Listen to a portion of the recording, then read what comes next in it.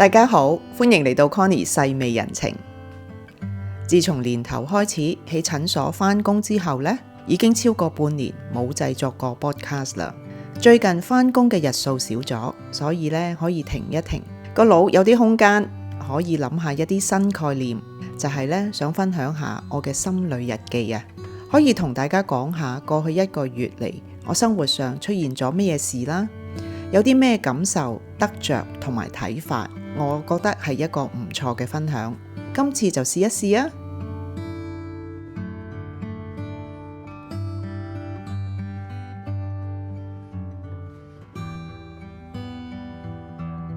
首先，6月份對我嚟講呢，最忙嘅一個月，屋企人喺香港咁遠咁飛到嚟英國睇我，冇幾耐我哋一齊就患上咗 COVID 啦，所以6月份我嘅生日都係喺 COVID 中度過。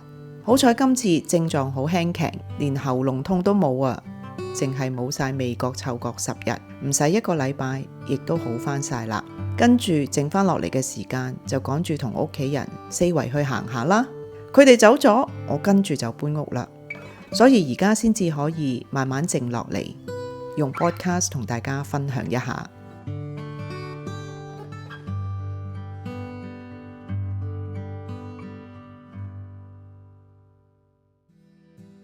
我以前呢，好少有一個感覺，就係有屋企人喺身邊，原來係咁強烈嘅。可能而家喺英國，我身邊冇屋企人，而且好多嘅友誼都係重新喺呢度建立嘅，所以妹妹同媽咪咁遠飛過嚟睇我，我相當感動。特別呢，妹妹話俾我聽啊，當媽媽嚟到第一晚，喺我 Kingston 屋企個廳度喊，佢問佢都唔明白點解我一個人孤孤單單，仲要堅持留喺英國生活。但係過多幾日，我每一日就帶佢哋去我生活嘅地方，譬如行下公園啦，我跑步嘅地方啦，我食嘢嘅地方，去超市買餸。媽媽跟住慢慢就會明白，我其實係追尋緊一個點樣嘅生活方式。佢跟住佢自己就同我講，佢話佢開始明白，佢亦都相信今日嘅香港未必俾到我有呢一種嘅生活方式。再加上我帶佢去見呢度我幾好嘅朋友同埋鄰居，我媽媽呢好熱情咁樣同佢哋溝通，都唔覺得係一個長輩。我內心知道其實呢，佢好感謝佢哋一直喺我身邊照顧我，睇住我。所以呢，佢買咗好多蝦子麵俾我㗎。我以為佢知我中意食啦，使唔使買咁多啊？點知佢同我講，唔係俾晒你㗎，你覺得需要送俾嘅朋友就送啦。呢啲禮物其實係你啲朋友多過係你㗎。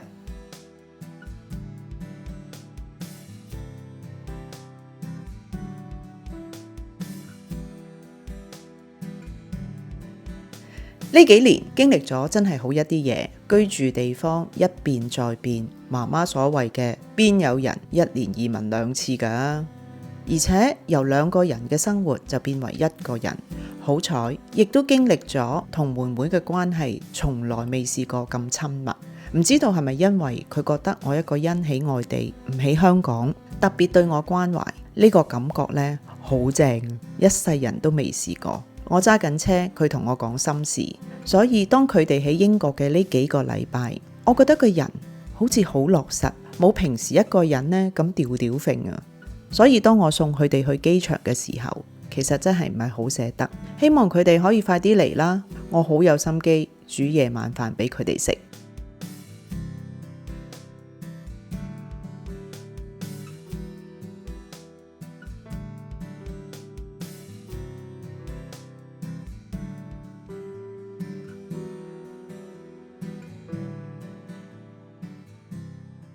人生係好多起跌，老生常談，但係事實嚟㗎。最近呢，我睇咗梁朝偉先生嘅一個慈善訪問，佢話人生嘅起跌係一個過程。我哋所有人見到佢好成功，但係佢話大家只係睇到8%嘅啫，其餘92% 嘅失敗，其實大家睇唔到。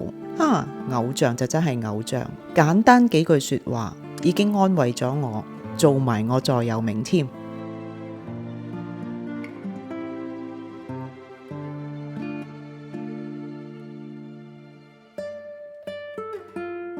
我記得喺我最唔開心、最傷心嘅時候，我問過自己2個問題。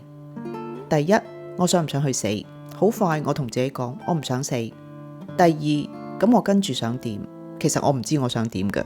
不過呢，當時我嘅好朋友佢哋就問我，你不如返下香港啦，起碼香港嗰邊有屋企人陪下你，睇下你都好。但係我1秒鐘呢個念頭都冇喺我腦海中閃過。我唔知道係咪因為我曾經喺香港做過9年嘅 matchmaking 呢個行業，當時好多朋友佢哋入到嚟就將佢哋嘅心底說話同我分享，我聽咗好多，睇咗好多，所以就算我最傷心嘅時候，我都冇去問點解。我嘅好朋友同我講，你想喊就喊啦，喊出嚟會舒服啲嘅，而且你越喊得多，一次會比一次疏噶啦。原來真係噶喎。所以大家問我點樣喺艱難嘅時候可以企返起身，其實就係咁簡單嘅啫。我做得到，其實所有人都做得到。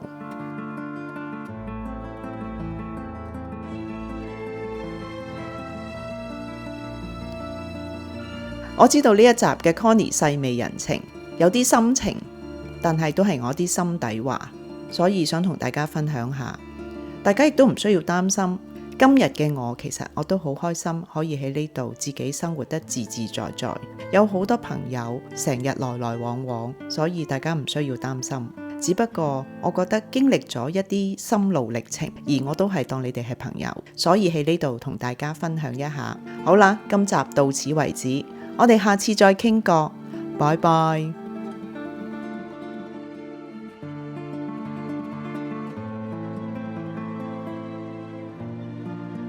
我完全冇諗過錄完呢一段 podcast 之後，我會加料製作。點解呢？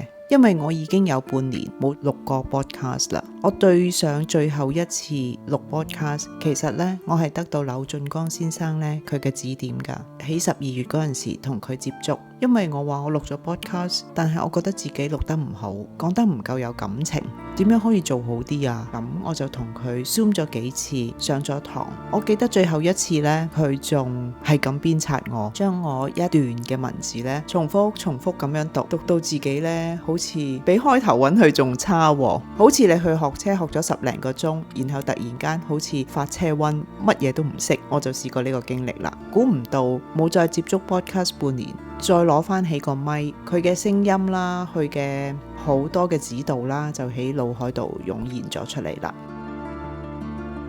我相信佢喺另外一個世界入邊呢，生活得會更開心嘅，係我嘅祝福。多謝大家。